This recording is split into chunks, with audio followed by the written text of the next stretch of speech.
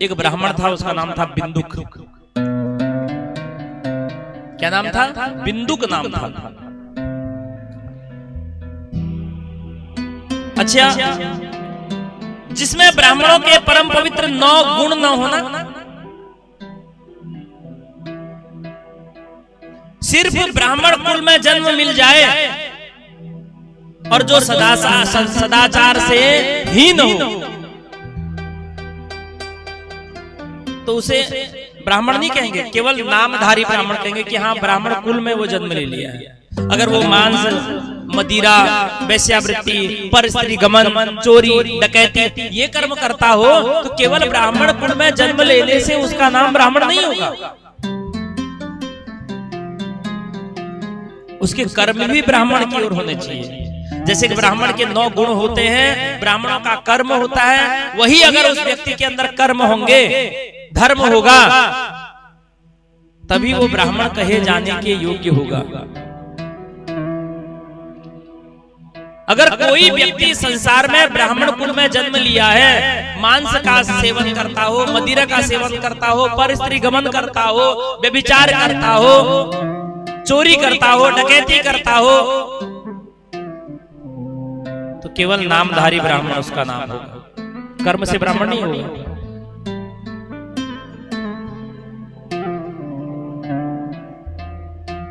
तो वो बिंदुक जो था नामधारी ब्राह्मण था, केवल ब्राह्मण कुल में जन्म लिया था, लेकिन ब्राह्मण के उसके कोई भी कर्म नहीं थे।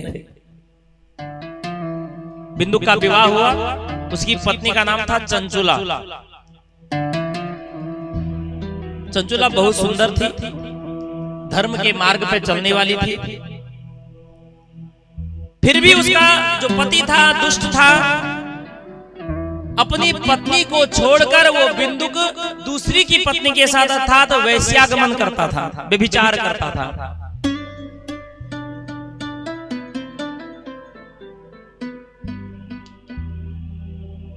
बुरे कर्म में संलिप्त जब बिंदुक को ये वैश्यावृत्ति करते करते बहुत वर्ष बीत गया, तो उसकी पत्नी भी आगे चलकर धर्म भ्रष्ट हो गई, पतित हो गई। चंचुला अपने पति की दृष्टि बचाकर रात्रि में चोरी छिपे अन्य पुरुषों के साथ रमण करने लगी। जब उसने देखा कि मेरा पति भी दूसरे पति की पत्नियों के साथ अर्थात वेश्यावृत्ति करता है, मेरे साथ रमण नहीं करता है, तो कुछ दिन तो उसने इंतजार किया मेरा पति सुधर जाएगा। जब उसका पति बिंदुक नहीं सुधरा तो कुछ दिनों के बाद उसने भी अधर्म का मार्ग पकड़ लिया और वो भी व्यभिचार करने लगी, पर पुरुषों के साथ रमण करने लगी। एक दिन बिंदुक ने चंचुला को दूसरे पुरुष के साथ कहीं देख लिया और बिंदुक ने अपनी पत्नी को बहुत मारा। किंतु आज चंचुला को क्रोध आ गया। पहले चंचुला धर्म के मार्ग पर चलती थी, अपने पति से कभी भी उसने अपशब्द का प्रयोग नहीं किया, लेकिन जब उसने देखा मेरा पति स्वयं अधर्म का मार्ग पकड़ा है, तो जब उसकी पत्नी भी वेश्यावृत्ति करने लगी अर्थात वो भी दूसरे परपुरुष के साथ रमण करने लगी, और एक दिन बिंदुक ने अपनी पत्नी को परपुरुष के साथ देखा तो बहुत मारा, लेकिन आज उसकी पत्नी ने सहन नहीं किया। आज उसको क्रोध आ गया और क्रोध में उसने अपने पति से कह दिया कि मेरे मन में जो पीड़ा थी आज मैं वो पीड़ा आपसे कहूंगी। चंचुला कहती है, भवान प्रतिदिनम कामम रमते वैश्याया कुदिहि मां विहाय स्वपत्नीं च युवतीं पति से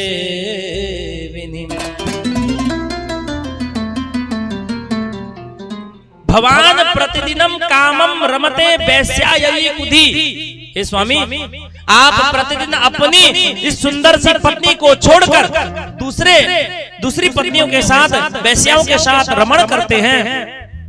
मैं भी आपकी पत्नी हूं और उसके ऊपर मैं नव युवती हूं।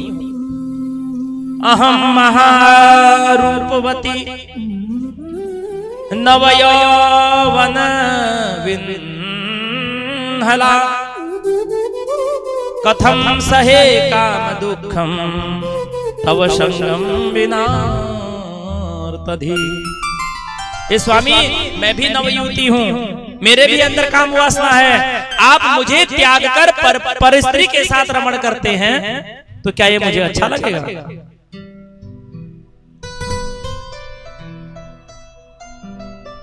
चंचुला की इस बात को सुनकर बिंदु का क्रोध शांत हो गया और बिंदु ने कहा, हे चंचुले, मुझे तुम्हारे इस कार्य से कोई आपत्ति नहीं है, बस एक कार्य करना है आपको। उसकी पत्नी ने कहा, क्या?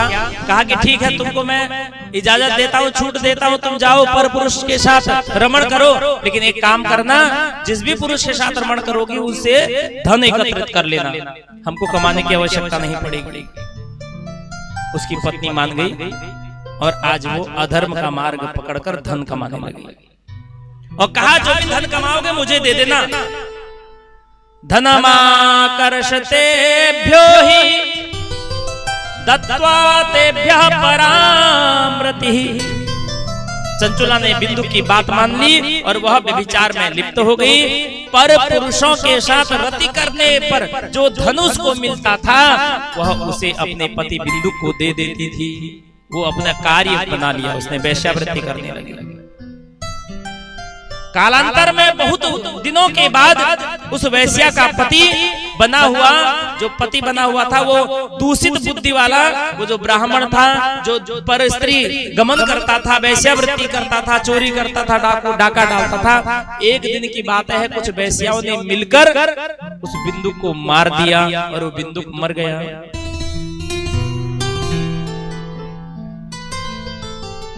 बहुत दिनों तक तो वो ब्राह्मण नरक में गया, दर दर भटकने लगा, अर्थात नरक के दुखों को भोगने के बाद वह एक विंध्य पर्वत पर भयंकर पिशाच बन गया।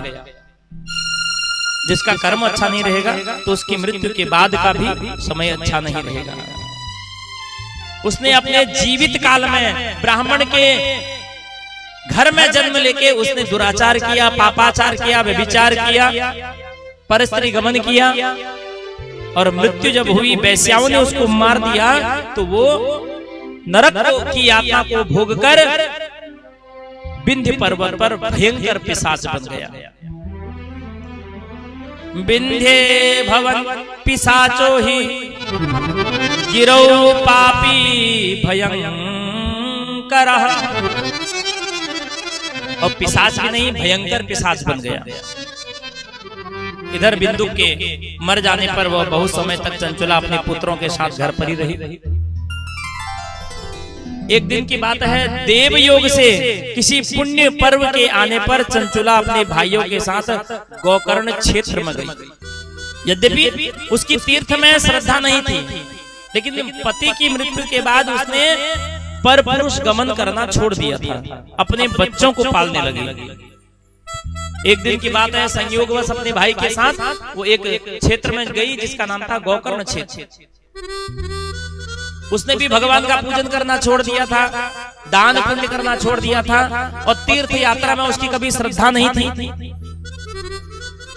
लेकिन जैसे वो गोकर्ण क्षेत्र में गई, तीर्थ यात्रियों का संग किया, उसके प्रभाव से वो तीर्थ में स्नान किया और मात्र स्नान करने से उसका जीवन परिवर्तित हो गया।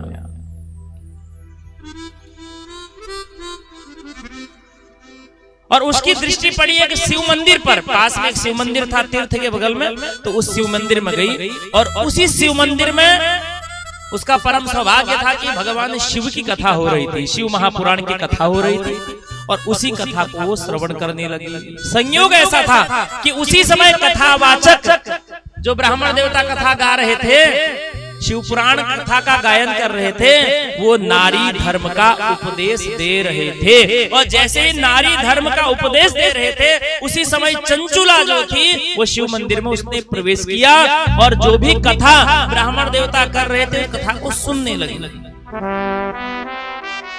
अब ब्राह्मण देवता नारी धर्म का उपदेश क्या दे रहे हैं? योषिता जार रक्तानाम योषिताम जार सक्तानाम नरके भयंकरा संतप्त लोह परिघम क्षिपन्ति स्मर मंदिरे। ब्राह्मण देवता उसी समय नारी धर्म का उपदेश देते हुए कह रहे थे, योषिता जार शक्तानाम नरके यम किंकरा। जो स्त्री पर पुरुषों के साथ व्यभिचार करती है, जब तक वे मरने के बाद यमलोक में जाती है, तब यम के दूत स्मर मंदिर अर्थात योनि मार्ग में तपते हुए लोहे के परिघ डाल देते हैं, और वो तब तक तड़पती रहती है जब तक उसका दूसरा जन्म नहीं हो जाता। तपते हुए तेल में उस स्त्री को डाल देते हैं। मृत्यु के बाद भी वो अपने किए हुए कर्मों को याद करती है। चंचुला ने जैसे ही बैरागी की कथा श्रवण की तो भयंकर वह चंचुला कांपने लगी। क्यों? क्योंकि उसने भी पर पुरुष गमन किया था। वो कांपने लगी, हाय मैंने भी ऐसा कर्म किया है, अपने पति को त्याग कर मैंने पर पुरुषों का संग किया। जब सभी श्रोता कथा सुनकर चले गए, तब चंचुला रुदन करते हुए पश्चाताप करते हुए कथावाचक अर्थात व्यास जी के पास जाती है और हाथ जोड़कर ब्राह्मण देवता से कहती है, ब्राह्मण देवता हे व्यास जी महाराज, आपने जो अभी नारी धर्म का उपदेश दिया,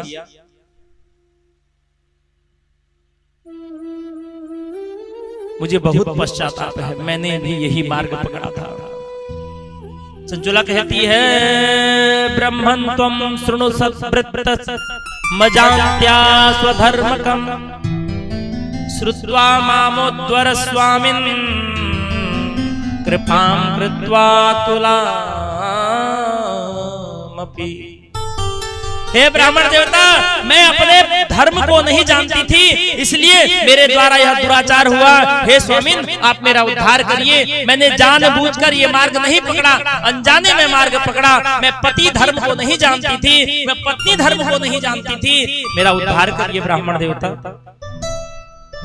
यदल्पस्य सुखस्यार्थे स्वकार्यस्य विनाशिनम्। मैंने थोड़े से सुख मात्र के लिए और अपनी हित की हानि कर ली है ब्राह्मण देवता। मेरे समान मूर्ख भला इस संसार में कौन होगा।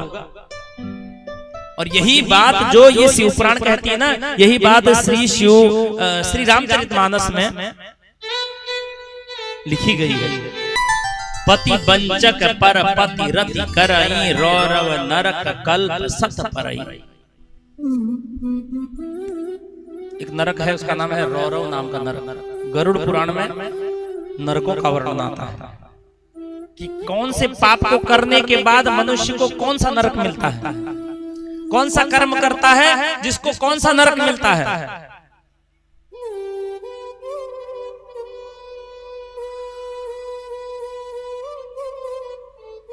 चंचुला कहती है, थोड़े से सुख के लिए मैंने अपने हित की हानि कर ली, हाय अब मुझे नरक में घोर कष्ट सहना पड़ेगा।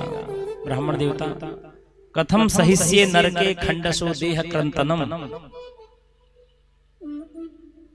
नरक में मेरे शरीर के कई खंड हो जाएंगे। रुदन करती है, पश्चाताप करती है। देखिए, दो बातें होती हैं। जिसने अपने जीवन में जानबूझकर कोई कृत्य किया, वो एक बार नहीं, अगर 100 बार भी शिव पुराण कथा श्रवण कर ले, उसकी मुक्ति नहीं हो सकती। लेकिन जिसने अनजाने में कृत्य किया, एक बार भी श्रवण कर ले, उसकी मुक्ति निश्चित है। तो चंचुला ने अनजाने में एक पाप कर्म किया। उसको नारी धर्म के विषय में पता नहीं था कि मेरा धर्म क्या है। कथम सहिष्ये नरके खंडसो देह क्रंतनम। हाय, अब मेरी मृत्यु होगी और मृत्यु के बाद मेरे शरीर के कई खंड हो जाएंगे। मुझे नरक मिलेगा, मुझे रौरव नाम का नरक मिलेगा। और ये महायातना मैं कैसे सहन करूंगी।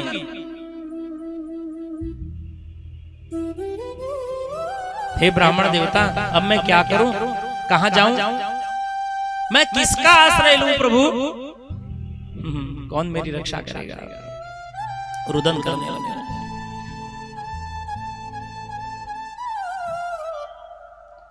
ब्राह्मण देवता से पुनः हाथ जोड़कर मस्तक झुकाकर और आंखों में आंसू हैं, पश्चाताप की आग में चंचुला जूझ रही है और ब्राह्मण देवता के समीप जाकर प्रार्थना करते हैं, ब्राह्मण देवता किं करोमि क्व गच्छामि कं वा शरणाश्रये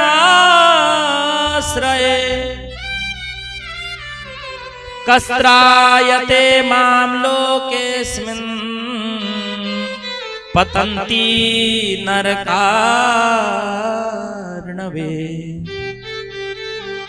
हे ब्राह्मण देवता किं करोमि को गच्छामि, मैं क्या करूं, कहां जाऊं, कम वा शरण आश्रय, मैं किसकी शरण में आश्रय लूं। अंत में चंचुला उन्हीं कथावाचक ब्राह्मण की शरण में गई, उनको प्रणाम किया और उनसे कहा, हे प्रभु, हे व्यास जी महाराज, आपने पति धर्म का लक्षण बता के मेरे किए हुए कृत्य का पश्चाताप करने का मुझे अवसर प्राप्त किया। आप ही बताइए मैं क्या करूं, किसकी शरण में जाऊं, कौन मेरी रक्षा करेगा।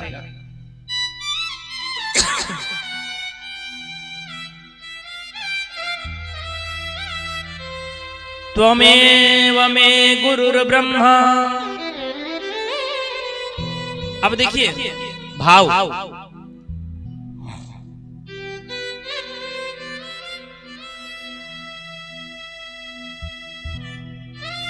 जैसे ही चंचुला ब्राह्मण देवता के पास जाती है और ब्राह्मण देवता को प्रणाम करती है, तो ब्राह्मण देवता क्या कहते हैं, ब्राह्मण देवता से चंचुला क्या कहती है, त्वमेव मे गुरुर्ब्रह्मा त्वं माता त्वं पितासि च उद्धरोद्धर मां दीनां त्वामेव शरणं गता। हे ब्राह्मण देवता, त्वमेव मे गुरुर्ब्रह्मस्त्वं माता च पितासि च। हे प्रभु, आप ही मेरे माता पिता गुरु भाई बहन सब आप हैं, अब आप ही मेरा उद्धार करिए। मैं क्या करूं, मैं किसकी शरण में जाऊं, मैं आपकी शरण में आई हूं, तो आप ही मेरा उद्धार कीजिए। रुदन करने लगी, पश्चाताप की आग में जलने लगी। और जो व्यक्ति बुरे कर्म करने के बाद अनजाने में जिसने बुरे कर्म किए, छल किया, कपट किया, पाप किया, व्यभिचार किया, वेश्यागमन किया, चोरी की, डाका डाला, अगर उसको पश्चाताप होता है वो कृत्य करने के बाद, तो उसके कर्म सब माफ कर दिए जाते हैं। ब्राह्मण बोला, हे भाग्यशाली, तुम डरो मत। एक तो आपने भगवान शिव की कथा सुनी और दूसरा पश्चाताप आपको शिव मंदिर प्रांगण में अर्थात शिवालय में हुआ, और आप एक ब्राह्मण से प्रश्न कर रही हैं, तो आप भगवान शिव की शरण में जाओ, भगवान शिव ही आपके सभी अपराधों को क्षमा कर सकते हैं और तुम्हारे द्वारा किए गए जो अनजाने में पाप कर्म हैं उनको भगवान शिव ही नष्ट कर सकते हैं।